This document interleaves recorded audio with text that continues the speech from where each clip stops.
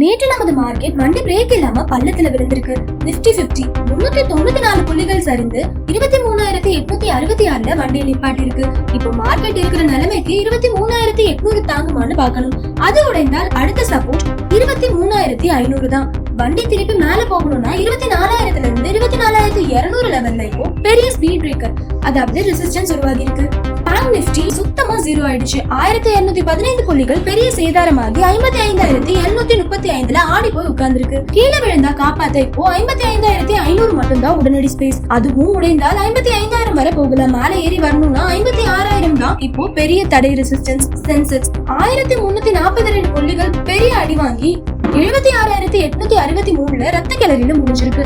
இதுக்கு கீழே சப்போர்ட் பாத்தீங்கன்னா 76,500 ரேஞ்ச்ல இருக்கு. மேல ஏறி லாபம் கொடுக்கணும்னா 77,200 மற்றும் 77,500 லெவல்ல இருக்கிற தடையை உடைச்சாகணும். Key market triggers panic selling நேற்று எல்லாமே ரெட்ல முடிஞ்சிருப்பதால இன்று காலையிலும் பானிக் செல்லிங் தொடருமான்னு பார்க்கணும். வெளிநாடு முதலீட்டாளர்கள் பெரிய அளவில் விட்டிருக்காங்க. குளோபல் வீக்னஸ் டவ் ஜோன்ஸ் சரிந்ததால நமது சந்தைக்கு வெளியில இருந்து பெரிய சப்போர்ட் எதுவும் இல்ல. இன்று இந்த பங்குகளின் மீது ஒரு கண்ணு வச்சுக்கோங்க. டிசிஎஸ், இன்ஃபோசிஸ் அமெரிக்காவில் டவ் ஜோன்ஸ் விழுந்தாலும் நாஸ்டாக் பாசிட்டிவாக முடிந்திருக்கு.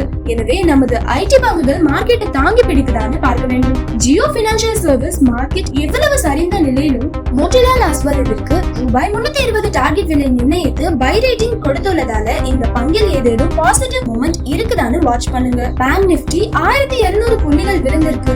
முக்கிய காரணமே பேங்கிங் பங்குகள் தான். இன்று அதில் ஏதேனும் ரெக்கவரி தெரியுதான்னு பார்க்க வேண்டும். உதாரணத்துக்கு HDFC, ICICI மார்க்கெட் இப்போ சரியான பேர் டவுன் ட்ரெண்ட் இருக்கு. விழுகிற கத்திய பிடிக்க ட்ரை பண்ணாதீங்க. மார்க்கெட் ரொம்ப கீழே வந்துருச்சு. இப்போ வாங்கலாமா என்று அவசரப்பட்டு என்ட்ரி ஆகாதீங்க. பிரைஸ் ஆக்ஷன் கொஞ்சம் செட்டில் ஆகும் வரை காத்துருங்க. கேபிட்டல் ப்ரொடக்ஷன் தான் முதல் முன்னுரிமை. கண்டிப்பா ஸ்ட்ரிக்ட் ஸ்டாப் லாஸ் இல்லாம எந்த ஒரு ட்ரேடும் எடுக்காதீங்க. டிஸ்க்ளைமர்: நாங்க செபி பதிவு பெற்ற முதலீட்டு ஆலோசகர்கள் கிடையாது. இந்த வீடியோவில் சொல்லப்பட்டிருக்கும் தகவல்கள் அனைத்தும் கல்வி நோக்கத்திற்காக மட்டுமே. எந்த ஒரு முதலீடு அல்லது ட்ரேடிங் செய்வதற்கு முன்னும் உங்கள் நிதி ஆலோசகரை கலந்து யோசிக்கும் அல்லது உங்கள் சொந்த ஆய்வை மேற்கொள்ளும். இந்த மாதிரி மோர் இன்ஃபர்மேஷன் தெரிஞ்சுக்கணும்னு நினைச்சீங்கன்னா இன்வெஸ்ட் பாதையை சப்ஸ்கிரைப் பண்ணிக்கோங்க.